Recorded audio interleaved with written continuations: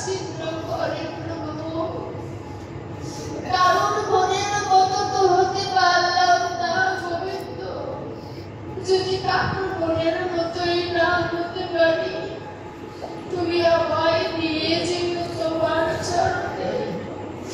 আর চাই না এই ভবযাত্রা, তুমি আমায় গ্রহণ করো প্রভু। আমি জ্ঞানহীন ভজনবিহীন, না আছে ওই ব্রহ্মচর্য, না আছে বৈরাগ্য, শুধু আছে নয়নের জল। তাও তো মায়াবিহীন হতে পারিনি প্রভু। জানো তোমার পূজার সাথে আমি তিল দিয়েছি, যাতে তিলে তিলে এই অধমের কথা তোমার মনে পড়ে। আহারে গোবিন্দ, কত পাষাণ হলে তো তোমার নামে বলে যেত। পাষাণের থেকেও সুকঠিন আমার এই হৃদয়। পাষাণ হলে বলে যেত প্রভু, এই সুকঠিন পাষাণ হৃদয়ে তুমি পরাঘাত করবে, এটাও বলতে পারি না। ডক্টর মহানামৃত যে বলল,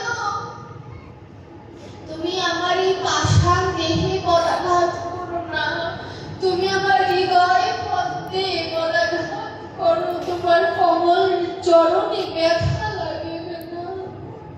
দেখুন ভজনটা কি ধরনের হয়, যে আমার এই পাষাণ দেহে যদি গোবিন্দ পরাঘাত করে, তার কমল চরণে ব্যথা লাগবে। কিন্তু আমার হৃদয় পদ্মে, সেটাতে পদ্ম ফুলের মতো কমল, সেই কমল হৃদয়ে তুমি পরাঘাত করো, যাতে ফুলটা প্রস্ফুটিত হতে পারে। আমি যেন তোমার সেবায় লাগে।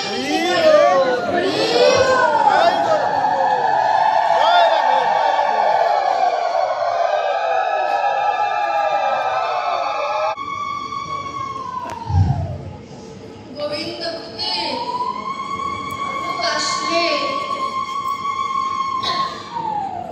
গোবিন্দ তাকে ক্ষণিকের কষ্ট দিতে পারে, কিন্তু শেষ মুহূর্তে গোবিন্দ তাকে ভালোই বাসে। কারণ গোবিন্দ পরীক্ষা করে নেয় যে ভক্ত আমার কাছে যে এসেছে আর কোনোদিন সংসারমুখী হবে না তো।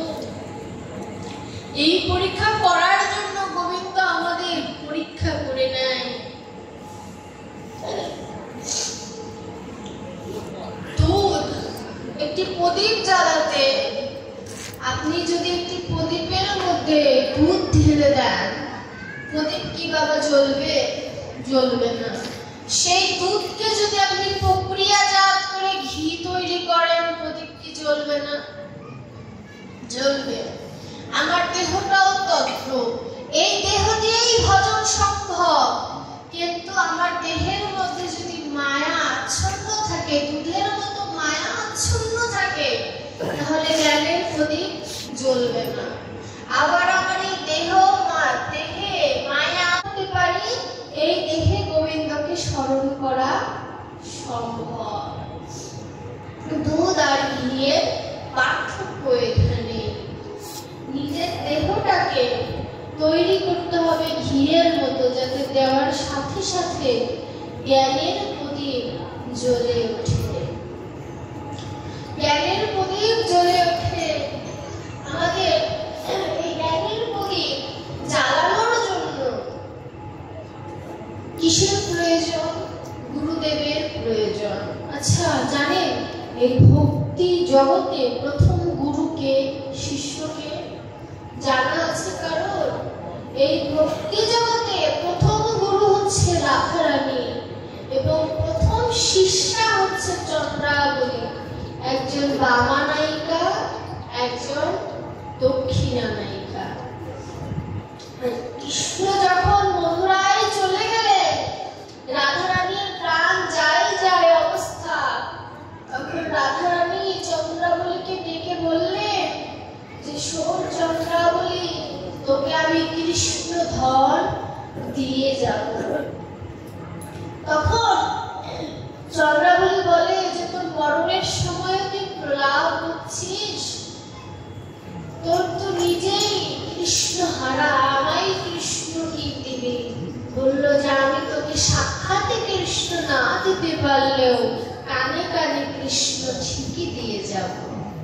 রাধারানীর ভক্তি জগতের প্রথম গুরু যিনি চন্দ্রাবলীর কানে বীজ মন্ত্র দিয়ে দিলেন, এবং এই চন্দ্রাবলী আর বলরাম মিলিত তনু হচ্ছে নিত্যানন্দ মহাপ্রভু, অনঙ্গ মঞ্জুরি যাকে বলা হয়। না হলে তো রাস আস্বাদন করতে পারবে না, রাসের মধ্যে সখী ভাব থাকা প্রয়োজন। আর নিত্যানন্দ দাদা তো দাদা। এই আমাদের এখানের মধ্যে কিন্তু পঞ্চতত্ত্ব আছে। জগৎবন্ধু সুন্দর বললেন, শ্রীখোল অদ্বৈত করতাল নিত্যানন্দ, ভক্তি শ্রীবাস প্রেম গদাধর, আর যে নাম সেই গৌরচন্দ্র।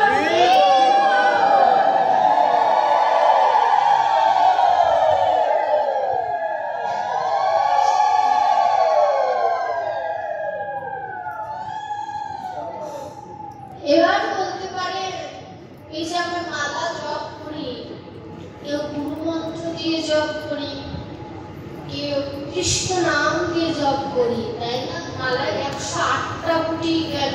কম হলো না কেন? বেশি হলো না কেন? কুরুক্ষেত্র যুদ্ধ কেন 18 দিনে হলো? কম হলো না কেন? বেশি হলো না কেন? ভাগবতে 18টা মহাপুরাণ রয়েছে, এগুলো সবকিছুর মধ্যে 18 শব্দটা উল্লেখ্য বিষয়, তাই না? মালার যে গুটি 8টি, বড় যে 8টি গুটি, সেটি হচ্ছে 8টি সখী।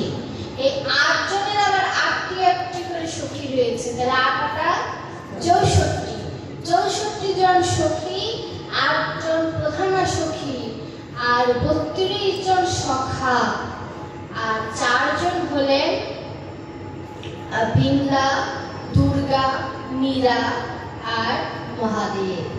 এই হচ্ছে 108টি গৌটি। আরো ভাঙলে অনেক কিছু বের হয়, ওদিকে না যে এটি সহজ মানে উপাখ্যান। এটি হচ্ছে, আর এতে মাঝখানে শূন্যটা হচ্ছে ব্রহ্ম। এই মাঝখানে শূন্যটা হচ্ছে ব্রহ্ম। আর 18 শব্দের অর্থে যে 18 মুখা আমার দেহ, এই 18 মুখ